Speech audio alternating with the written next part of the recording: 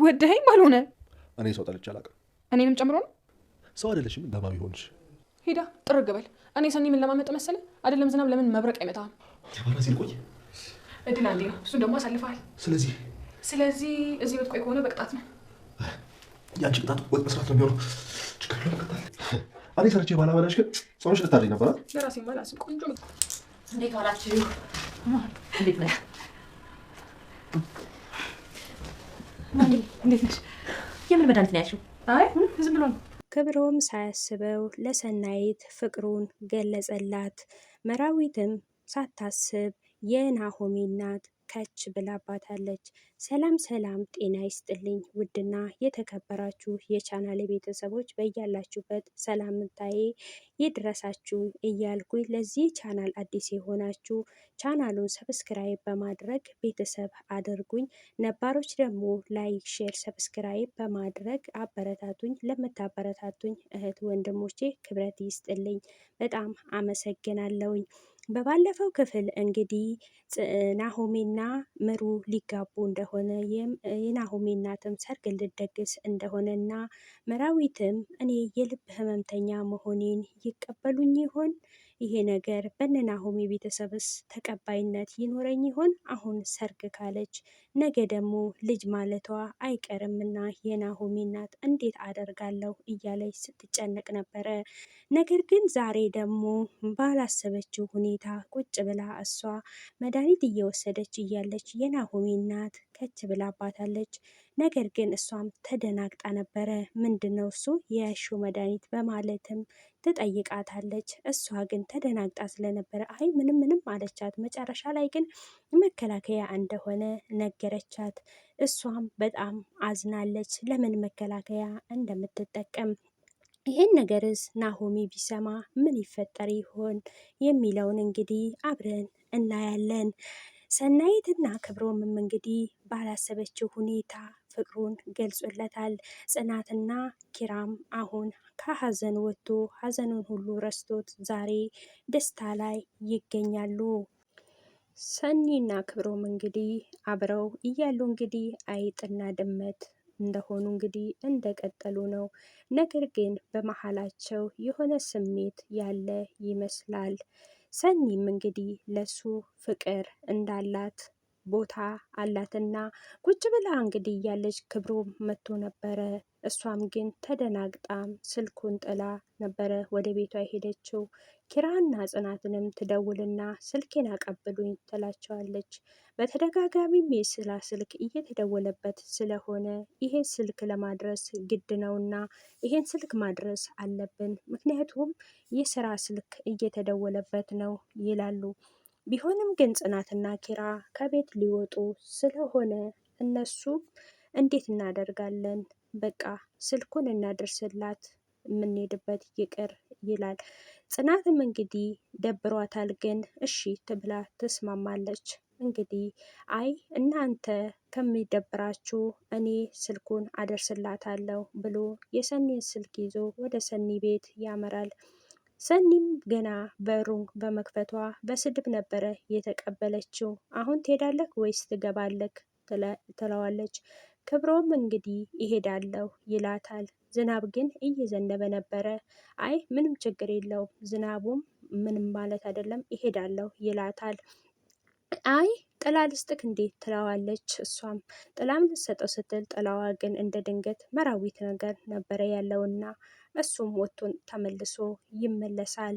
እንግዲህ አሁን እንግዲህ ቻንስክ አልፎብካል፣ ቁጭ በል ስልክ አይ ብለክ ሄደክ ነበረ፣ በቅጣት ነው የምትገባው ትለዋለች።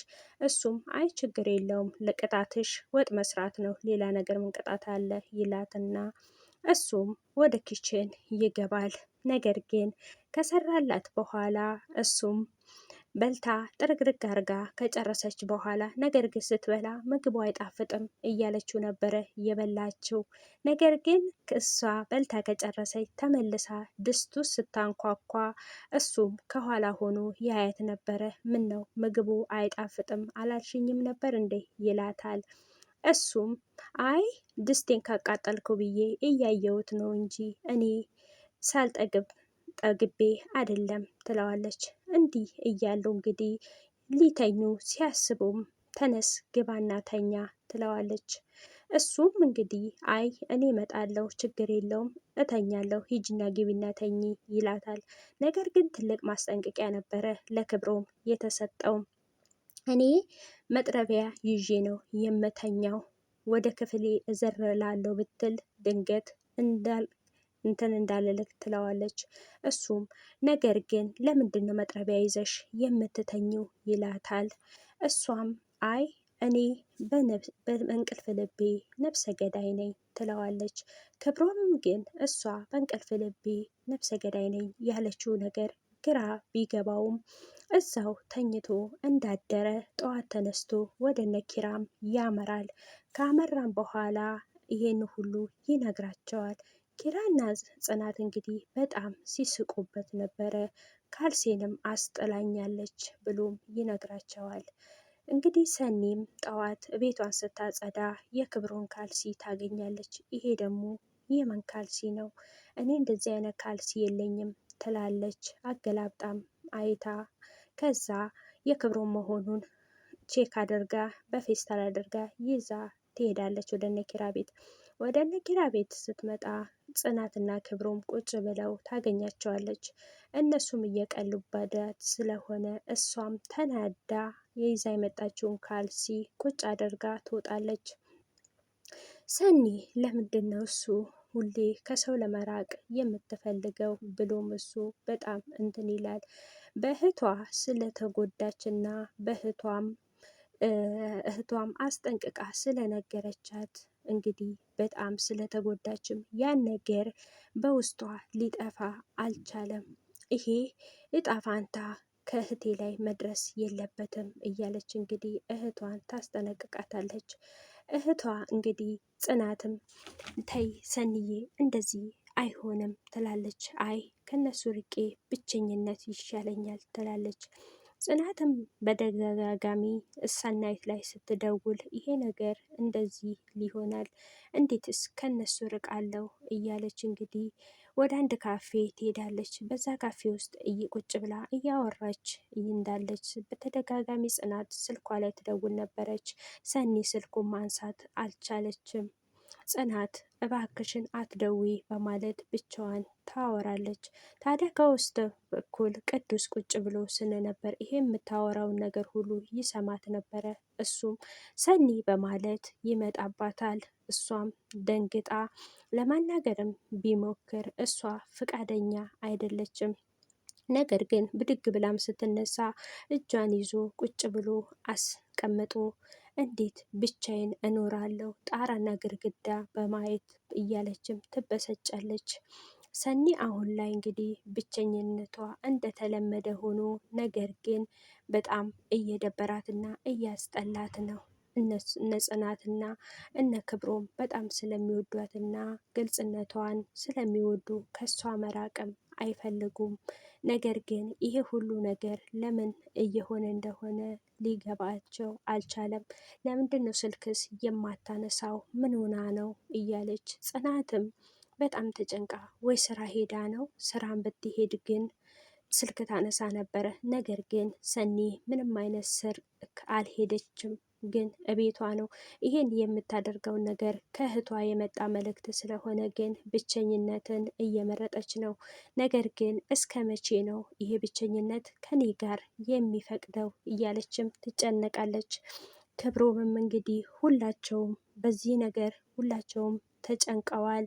ነገር ግን ይሄ ነገር እስከ መቼ ድረስ ነው እንደዚህ የሚዘልቀው? እሷስ እስከ መቼ ነው ብቻዋን የምትኖረው? ስለ ሰኒ ነገር ሁላቸውም እንቆቅልሽ ሆኖባቸዋል። ነገር ግን ሰኒ ከዚህ መውጣት አለባት። ክብሮምም ለብቻው በጣም ተጨንቋል። እሱም ስለ እሷ ማሰብን እየቀጠለ ነው።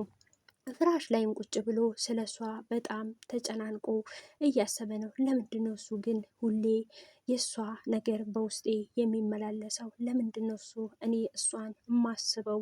ለምንድን ነው እሷን የማረሳው? እያለ በውስጡ ቁጭ ብሎ እያወራ እያለ ኪራም ይመጣባትና አንተ ዱርዬ ጠፍተካል እኮ በስራ ተወጥረክ ይለዋል። አዎ ይለዋል። ነገር ግን እሱ በውስጡ መናገር አልፈለገም እንጂ በጣም ደብሮታል። ሰኒም እንደዛው በውስጧ ታንሰላስሏለች። ለምንድን ነው እሱ ግን ሁሌ እሱን ማስበው? ይሄን ነገርማ መርሳት አለብኝ ትላለች። ነገር ግን መርሳት አልቻለችም። ትወደዋለች፣ ግን መውደዷን አውጥታ መናገርም አልቻለችም። በውስጧ አመቃ ይዘዋለች እና በእነሱ እንደዚህ መሆን ግን ሁሉም በአካባቢያቸው ያሉ ጓደኞቻቸው ግን በጣም እየተጨነቁ ነው። የሰኒ እንደዚህ መሆን ሁላቸውንም ቢያስጨንቃቸውም ከሰኒ ግን ምንም አይነት ፍንጭ ሊያገኙ አልቻሉም። ሰኒ ለምንድን ነው እሱ እንደዚህ ልትሆን የቻለችው? ክብሮምም እኮ ይወዳታል። ነገር ግን እሷ መቀበልም አልፈለገችም። እነኚህ ልጆች እስከ መቼ ነው እንደዚህ እየተነታረኩ የሚኖሩት ብለው ለሁሉም እንቆቅልሽ ሆኖባቸዋል። በእንደዚህ እያሉ እንግዲህ ኪራና ጽናትም ከሄዱበት ተመልሰው መጥተው ዝናብም ነበረና ዝናብም እነሱ ፍቅራቸውን እያጻጻሙ ነው። ፍቅራቸውን ቢያጣጥሙም ግን የሰኒና የኪሩቤል ነገር በውስጣቸው እየተመላለሰ ነው። የዛሬ ቪዲዮያችን እንግዲህ ይህን ይመስላል። ቀጣይ በሌላ ቪዲዮ እስከምንገናኝ ድረስ ቸር ሰንብቱ። በድጋሜ ለዚህ ቻናል አዲስ የሆናችሁ ሰብስክራይብ በማድረግ ቤተሰብ አድርጉኝ። አመሰግናለሁ።